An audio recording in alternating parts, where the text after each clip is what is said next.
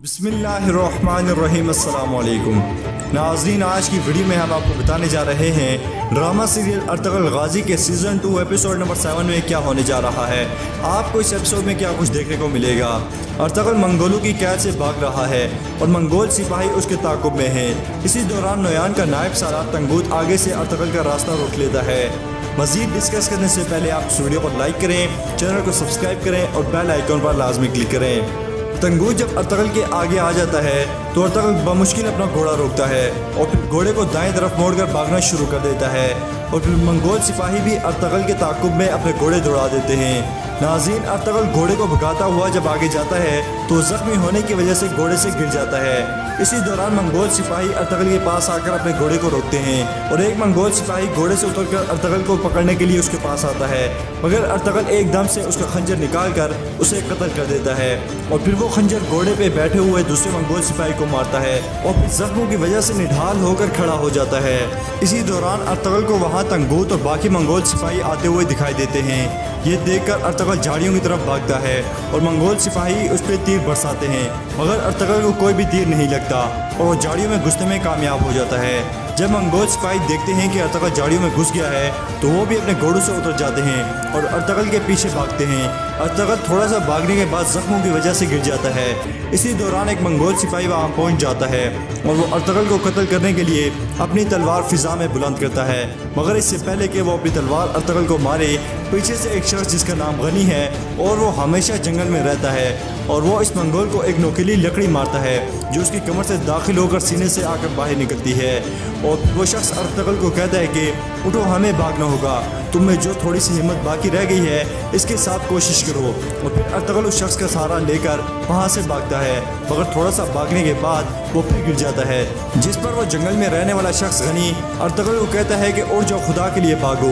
और फिर अर्तुगरुल उसका सहारा लेकर उड़ जाता है और एक नाले में दाखिल हो जाता है।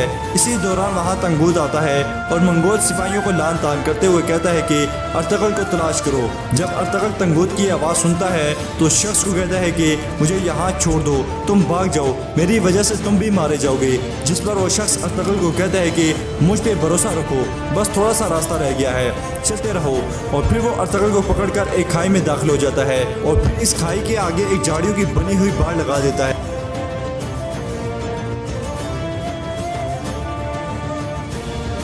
इसी दौरान मंगोल सिपाही और तंगूत भी इस खाई के पास आ जाते हैं। इससे पहले कि तंगूत इस खाई में दाखिल हो, वहाँ एक मंगोल सिपाही की लाश आकर गिरती है और सारे मंगोल सिपाही उसकी तरफ भागते हैं और फिर तंगूत कहता है कि अर्तुगरुल अकेला नहीं है और फिर वो अपने सिपाहियों को लान तान करता है और वहाँ से चला जाता है। नाज़रीन, दूसरी तरफ आप देखें कि गुंदुगदू और तैमूर अपने सिपाहियों के साथ नोयान के लिए गात लगाने के लिए एक नदी के पास आते हैं, मगर कोचाबश के जरिए नोयान को पहले से मालूम हो चुका होता है कि गुंदुगदू उसके लिए गात लगाएगा, इसलिए वो किसी दूसरे रास्ते से जाता है और अपने कमांडार के जरिए गुंदुगदू और तैमूर के लिए गात लगवाता है। जब गुंदुगदू और तैमूर इस नदी के पास पहुंचते हैं तो तैमूर गुंदुगदू से कहता है कि हम नोयान के मुमकिन रास्ते के पास हैं, इसलिए 2 लोगों को सुराग के लिए भेज दें जो बहुत तेज़ और होशियार हों।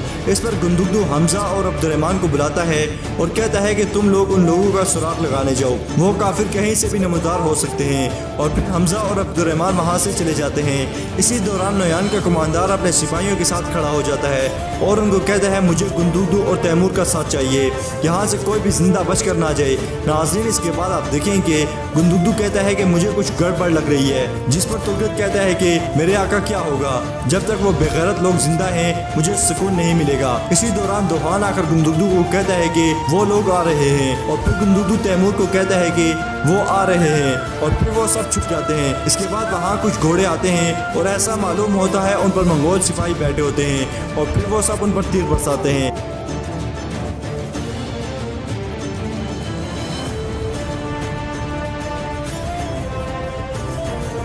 मगर गुंदुगदू को शक होता है कि ये कोई खेल है और वो अपने सिपाहियों को तीरंदाजी से रोक देता है और चंद सिपाहियों के साथ वो उन घोड़ों की तरफ जाता है और बाकी सिपाहियों को कहता है कि अपनी जगह मत छोड़ना। जब गुंदुगदू घोड़ों के पास जाता है और उनके सवार को खींचता है तो वो मंगोल लिबास में घास फूस के बने हुए इंसान होते हैं। ये देखकर गुंदुगदू के औसान खता हो जाते हैं और वो एकदम चिल्लाता है ये एक जाल है, छुप जाओ, खुद को बचाओ। इसी दौरान नदी के पानी से मंगोल उठते हैं और उन पे तीरों की बारिश कर देते हैं, जिससे बहुत से सिपाही मारे जाते हैं। इसी दौरान एक तीर गुंदुदू की तरफ भी आता है जिसे वो बहुत मुश्किल से अपनी ढाल पे रोकता है और फिर वो सब पीछे हट कर दरख्तों की ओर में हो जाते हैं और तैमूर गुंदुदू को कहता है कि हम में कोई गद्दार है। वो जानते थे कि हम यहाँ हैं, हमने उन पे घात लगाई थी मगर उन्होंने हमारे लिए घात लगाकर हमला कर दिया। ये नकली घुड़सवार सब एक जाल है। इसी दौरान गद्दार को जबक्श लेट जाता है और खंजर निकाल कर खुद को एक बाजू पे जख्म लगा देता है। इसके बाद गुंदुदू तैमूर से कहता है कि कौन कर सकता है ये गद्दारी, जिस पर तैमूर कहता है कि मुझे लगता है गद्दार आपके सिपाहियों में हैं जो इस वक्त हमारे साथ लड़ाई में नहीं हैं। इसके बाद गुंदुदू को ख्याल आता है कि मैंने एक मंगोल सिपाही को हमजा के हवाले किया था मगर उसने उसका ख्याल नहीं रखा और दिल्ली दमी ने उसको मार दिया था।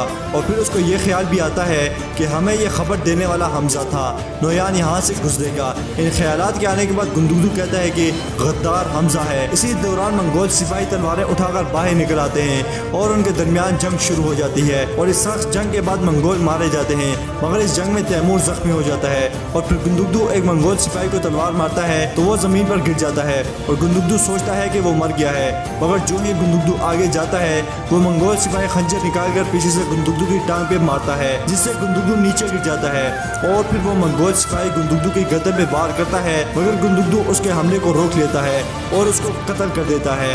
नाज़रीन, इस लड़ाई में आप देखेंगे तुर्गत और रोशान के सामने बहुत ज्यादा मंगोल सिपाही खड़े हैं। इसी दौरान वहाँ दिल्ली दमीर आते हैं और मंगोलों को तीर मारते हैं और फिर तुर्गत और दोहान के साथ मिलकर मंगोलों को कत्ल करते हैं। नाज़रीन, जब मंगोल कमांडर देखता है कि उसके तमाम सिपाही मारे गए हैं तो वो वहाँ से भागने की कोशिश करता है मगर दिल्ली दमीर उसका रास्ता रोक लेता है और उसको पकड़ लेता है और उसको कत्ल करने की कोशिश करते हैं मगर इसी दौरान वहाँ गुंदुदू आता है और कहता है कि दिल्ली दमीर उसको कत्ल ना करें, यह मुझे जिंदा चाहिए, इसके जरिए हमें मालूम होगा कि गद्दार कौन है। और फिर दिल्ली दमीर उसको छोड़ देते हैं और गुंदुदू उसे पकड़ लेता है। नाज़रीन, इसके बाद वो अपने जख्मियों को एक जगह जमा करते हैं तो तैमूर कहता है हम में से किसी ने गद्दारी की है, इसने नोयान की मदद की है। और फिर कोजबख्श कहता है कि हमजा और अब्दुर्रहमान हमारे साथ नहीं है, उनको मालूम था कि यहाँ कुछ होगा और वही गद्दार हैं। कोजबख्श ये बात सुनकर दोहान गुस्से में आ जाता है और कहता है अपना मुंह बंद कर नालायक, तुमने कभी कोई सीधी बात नहीं की।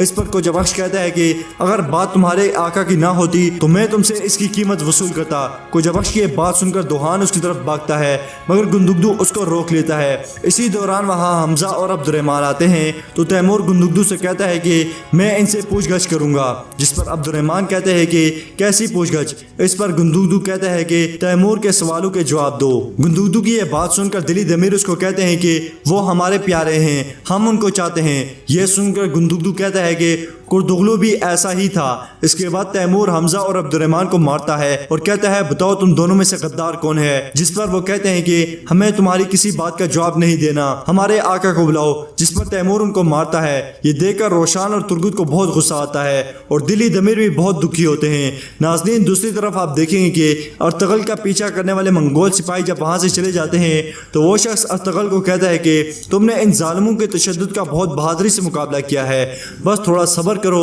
और फिर वो शख्स अर्तगल को अपने कंधे पे उठाकर अपने गार की तरफ रवाना हो जाता है।